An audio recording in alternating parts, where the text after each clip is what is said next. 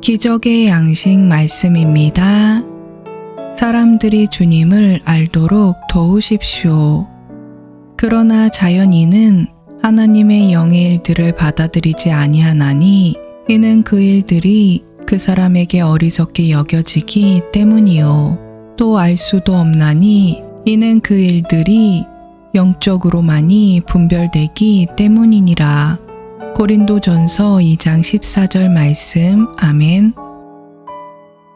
오늘의 본문 구절은 자연인에 대해 말합니다.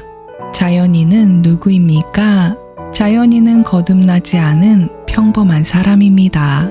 그는 좋은 동네에서 자라고 괜찮은 삶을 살았을 수도 있지만 여전히 하나님의 생명과는 분리되어 있습니다. 자연인은 하나님의 아버지 되심에 대해 깨닫지 못했습니다. 에베소서 4장 18절은 말합니다. 그들의 총명이 어두워지고 그들 가운데 있는 무지함과 그들의 마음이 굳어짐으로 말미암아 하나님의 생명에서 떠나 있도다. 따라서 육신적인 사람은 자연적인 출생만 경험하고 순전히 자연적으로 성장한 사람입니다. 고린도전서 2장 14절 성경은 말합니다. 자연인은 하나님의 영의 일들을 받아들이지 아니하나니 이는 그 일들이 그 사람에게는 어리석게 여겨지기 때문이요. 또 알 수도 없나니 이는 그 일들이 영적으로만이 분별되기 때문이니라. 몇 년 전 공항에서 갑자기 쓰러진 한 대학교의 전 부총장이라가 생각납니다. 그때 벤슨 아이다우사 대감독이 근처에 있었습니다. 다음날 신문은 대감독의 어떤 소리가 부총장을 소생시켰다고 보도했습니다. 언론은 무슨 일이 일어났는지 이해하지 못하기 때문에 그저 어떤 소리라고 불렀습니다. 사실 벤슨 아이다우사 대감독은 큰 소리로 방언을 말했습니다. 영적인 상황에 익숙하지 않은 기자들은 그저 어떤 소리라고 밖에 설명할 수 없었습니다.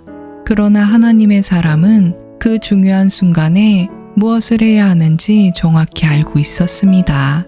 그는 육신적인 사람이 이해할 수 없는 것을 풀어놓았고 그때까지 움직일 수 없었던 부총장은 살아났습니다.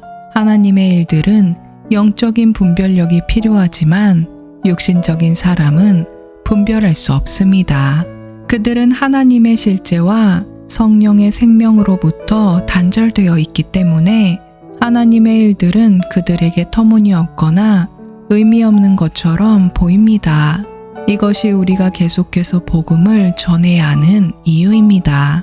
하나님은 모든 사람이 구원을 받고 진리를 아는 데 이르기를 원하십니다.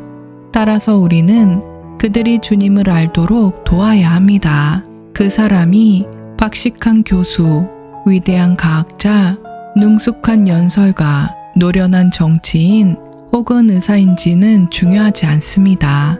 거듭나지 않았다면 그들은 여전히 자연적인 인간의 삶을 살고 있는 것입니다. 예수님은 요한복음 3장 3절에 말씀하셨습니다. 진실로 진실로 내게 이르노니 사람이 거듭나지 아니하면 하나님의 나라를 볼 수 없느니라.